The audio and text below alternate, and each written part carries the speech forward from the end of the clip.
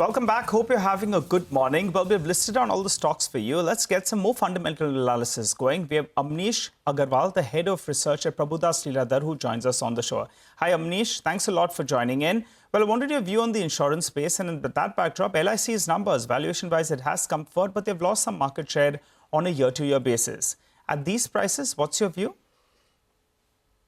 Okay, you see, we don't have coverage on LIC per se, but having said that, the loss of market share, whether it is for LIC or any other large player, whether it was a Maruti in case of cars, so these are something which are natural when you have open market, more and more people come in. So I will not go by the loss of market share for LIC because the space has seen entry of many new players over the years. As far as the profitability is concerned, I think the profitability has been good given the size of where LIC is.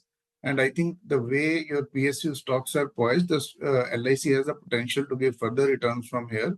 The only factor to watch out for in case of all PSUs in general and LIC in particular could be I would say, the elections. So once I think there is more clarity on the government, one can take a slightly longer call on a stock like LIC.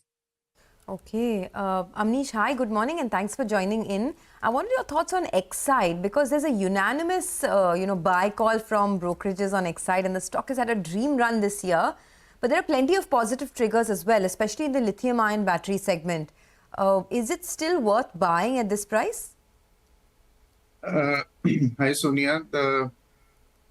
You see, the main thing is both the engines are firing for the company. Now you look at, say, your auto sector. The auto sector is also doing well, which is one of the main drivers as far as your growth is concerned. And second is the lithium-ion battery project. So the only issue seems to be, I think the stock has literally more than doubled or close to that over the past, say, 8 to 12 months. So I think incrementally a lot will depend upon how the lithium-ion, your project starts stabilizing and it starts contributing. Because if you look at valuations and all, I think all the easy money in the stock, I think that has already been made. You know, I was looking at a few notes, Amnish, on Exide yesterday, and expectation is that they'll do, I saw one with Investec, they have a buy, etc. The most aggressive is Nomura. Investec says they'll do about $18 in earnings in FY25. I mean, we've got more expensive things out there in the market. If you believe, others believe they could do 25 rupees. Then, I mean, it changes depending on what you model in, as is always the case. But you think the best is behind in that sense for names like Exide? No, you see, what I am saying is that the stock has it is close to double, okay, in the past, say, 8 to 9 months. Now, it will all depend upon what kind of earnings we get. For example, if you look at in general the auto industry, this year's growth rate, except the two-wheelers, maybe is a tad lower than what we have seen in the last year. Then it all boils down to how will be the margin expansion happening in your core business, usually primarily led by what happens on the prices of lead. Now, if that plays out well, the stock has the potential to trade anywhere between 25 to 30 times, depending on where the earnings come. But if you look at the current price and then you compare relative to what has happened in the last 6 to 8 months, where the stock has rallied from, I think, 260 to 70, then the returns will be more measured in the, I would say, the coming few months. But in the long term, it will be a function of how your lithium-ion battery project goes. Amnish, the one space that has been seeing some traction lately in terms of earnings is pharmaceutical, right? The recent numbers that I can remember, which were quite decent, one was, of course, Divi's Labs, where the margins came in above 30% for the first time in 5 quarters. And then you have Aurobindo Pharma as well, good margins, decent revenue growth. From the entire pharmaceutical space, what would your pick of the pack be? You see, our top picks have been Sun Pharma and Cipla from quite some time. But having said that, we have recently upgraded Divi's. We were having a negative view on the stock. Now we have given an accumulate rating on the stock because if you look at the current quarters, the margin expansions have positively surprised and there are many more products which are in the pipeline for the company. So from here on, the stock is unlikely to see any major correction and can give you returns over a period of time. But overall, I think Cipla and Sun, they remain as our topics in the space. Okay, got it. Avnish, what about United Spirits, United Breweries? Both those two stocks have done well from their recent lows. United Spirits, going by the numbers and commentary, the second half of this year should be better as well. United Breweries as well did see a good recovery from the lows.